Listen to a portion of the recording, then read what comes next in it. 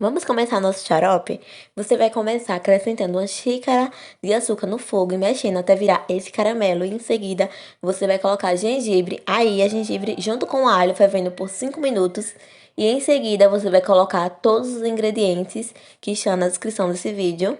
Agora aí, pra ferver por 5 minutinhos e mexendo, viu? E depois de 5 minutinhos, você vai colocar o mel. O mel vai muito da sua preferência, entendeu? Eu coloco bastante para ter um resultado mais eficaz. Então, depois você coloca pra ferver bastante por uns 10 a 15 minutinhos. Depois só esperar esfriar, coar e colocar no pote.